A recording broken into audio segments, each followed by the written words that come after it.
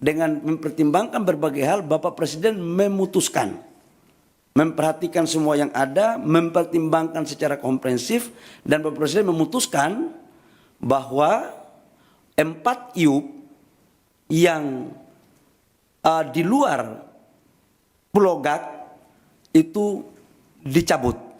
Dan saya langsung melakukan langkah-langkah teknis, berkoordinasi dengan Menteri Teknis, LH maupun Kementerian Kehutanan untuk kita melakukan pencabutan. Jadi mulai terhitung hari ini Bapak Ibu semua, pemerintah telah mencabut 4 IUP di Raja Ampat.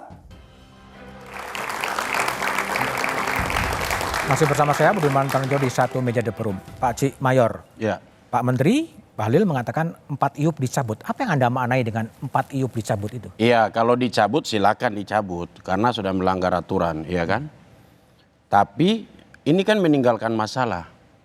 Sudah ada kerusakan lingkungan, ada izin-izin yang prosesnya tidak benar, melawan hukum, ya proses hukum harus jalan dong. Aparat penegak hukum harus masuk. Bareskrim Mabes Polri harus masuk. Biar lakukan pemeriksaan secara terbuka, biar semua tahu. Kalau cuman masalahnya belum selesai, izinnya dicabut terus pergi tidak bertanggung jawab terhadap kerusakan yang terjadi, oh itu tidak benar. Jadi memang aparat penegak hukum harus masuk untuk periksa. Baik. Ke Mbak Ratna Juwitasari. Mbak Ratna, ini apakah DPR juga bisa disebut kecolongan? Ketika sudah beroperasi 2017, baru ribut-ribut sekarang? Masalah kecolongan enggak kecolongan itu sih sebenarnya faktor lain ya Pak Budiman. Tapi bagaimana hal ini akhirnya bisa direspon secara cepat, termasuk dari legislatif juga yang memberikan desakan kepada mitra kami, dalam hal ini adalah Kementerian ESDM dan Kementerian Lingkungan Hidup, untuk segera mengambil langkah-langkah strategis untuk menuntaskan masalah ini, itu juga menjadi poin tersendiri. Namun kami tentu juga memberikan apresiasi kepada Bapak Presiden yang dalam hal ini saya bisa menyebut beliau adalah tindakan yang tegas dan berani untuk memutuskan segera mencabut 4 IUP dari perusahaan nikel yang beroperasi di seputaran Raja Ampat.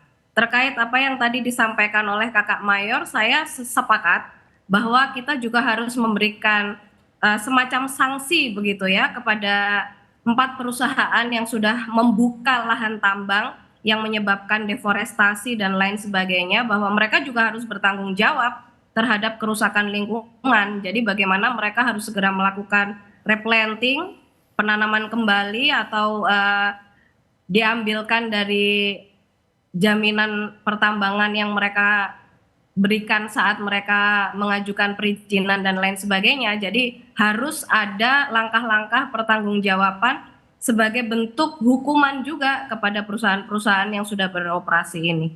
Oke, baik. Saya mungkin mau tambah. Oke, silakan Pak Cik. Saya mau tambahkan begini. Kalaupun PT Gak Nikel mau jalan, keuntungannya untuk masyarakat itu apa? Karena 90% pekerjanya dibawa dari luar Papua. Masyarakat adat Papua, orang asli Papua hanya jadi penonton. Mereka di Papua Barat Daya itu kurang lebih 30 ribuan orang yang usia produktif, usia kerja yang nganggur. Kenapa mereka tidak dipekerjakan ke PT Gak Nikel? Dan orang-orang yang bukan orang asli Papua yang dari luar itu dipulangkan saja ke asalnya. Baik. Bung Kiki, jadi gimana setelah 4 IUP dicabut, sebenarnya saran Greenpeace gimana sebetulnya? Ya. Baik, melengkapi tadi pernyataan dari Pak C. Mayor, bagi kami selain tadi ada proses hukum, yang paling penting adalah pemulihan ya, restorasi wilayah-wilayah yang sudah rusak.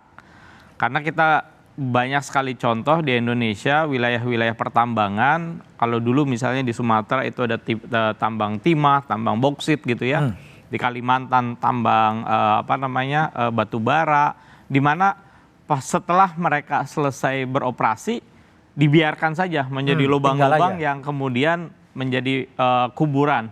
Ya banyak anak-anak yang kemudian jatuh meninggal di sana. Kita tahu di Kalimantan itu begitu banyak, di Sumatera juga begitu banyak. Jangan sampai ini terjadi juga di Raja Ampat. Jadi harus dipastikan bahwa setelah IUP-nya dicabut, maka pemerintah harus memastikan ada restorasi di sana. Baik itu dia meminta kepada perusahaan tersebut ataupun pemerintah menggunakan dana yang tadi Bu Ratna sampaikan. Jadi harus ada pemulihan. Mungkin saya mau tambahkan begini.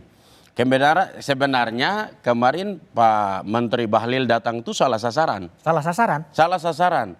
Masalah di tempat lain, pergi ke tempat lain. Oh, yang udah nggak masalah gitu? Iya, masalahnya kan sebenarnya ada di Pulau Manyefun dan Batan Pele. Datangnya ke Pulau Gak. Ini bagaimana ya? Kenapa? Ya salah sasaran. Yang jadi masalah dan dipersoalkan itu ada di Pulau Manyefun dan Batan Pele yang beberapa bulan lalu masyarakat di situ pro kontra dan berkelahi di depan gereja itu di Manyefun. Dan masalah kerusakan itu ada di Batan Pele dan wilayah sekitar situ sampai ke KW. Karena di dua wilayah ini dihimpit oleh Wayak dan Piai Nemo.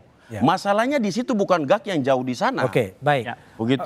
Hari, kalau Hari lihat ya, ini kan ada 5 ya, kalau mungkin tadi Pak C. Mayor mengatakan ada 6, tapi 4 dicabut, kemudian Gak diamankan lah. Sebagai seorang wartawan yang pernah berada di Raja Ampat, apa yang kira-kira menjadi pertimbangan kok ada beda perlakuan sebetulnya? Iya, itu juga gugatan kami juga ya Mas. Sebenarnya dalam konteks ini Raja Ampat seperti juga saat itu kami sering tanya ke masyarakat, ke pegiat di sana. Itu Raja Ampat itu kan disiapkan sebenarnya untuk pariwisata yang berkelanjutan ya. Tapi tiba-tiba ada pertambangan di sana. Jadi ini kan seolah-olah jadi sebenarnya konsep apa sih yang disiapkan untuk Raja Ampat itu kan malah ada kebingungan di sana. Nah, belum lagi soal kalau kita masuk ke Raja Ampat itu ada kawasan konservasi perairan. Bahkan KKP, kawasan turis yang ke sana itu kan ke Raja Ampat itu kan wisata yang sangat terbatas ya. Ada makanya kalau di sana ada namanya kartu pemeliharaan jasa lingkungan setiap turis yang masuk. Itu turis yang masuk dikenakan itu sebagai upaya untuk menjaga lingkungan di sana, termasuk bahkan mancing aja nggak boleh di beberapa tempat, bukan begitu ya Pak Cemayo?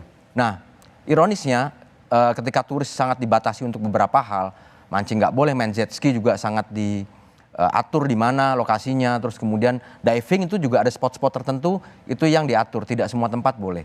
Nah, ironisnya malah ada tambang di sana. Itu kalau Gak sendiri, kami waktu 2021 lihat itu hanya kemarin yang jadi pertimbangan mungkin Geopark ya, jaraknya 42 km dari Piai Nemo. Tapi dari kawasan konservasi perairan Raja Ampat, itu udah jaraknya hanya 5 kilo. Hanya 5 kilo? Hanya 5 kilo, dari sekitar 5 kilo lah, dari KKP Raja Ampat itu. Yang notabene di dalam kawasan konservasi perairan itu ada zona inti, zona perikanan, zona aquacultur, yang sangat dibatasi gitu. Nah tapi tidak jauh dari situ malah ada tambang. Jadi ini kan semacam ada ironi ya.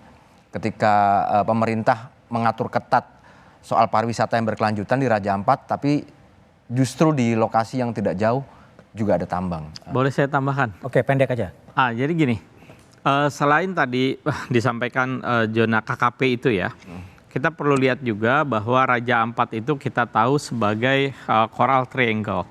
Dan dia di sana itu ada beberapa spesies yang unik, termasuk contohnya adalah manta, parimanta.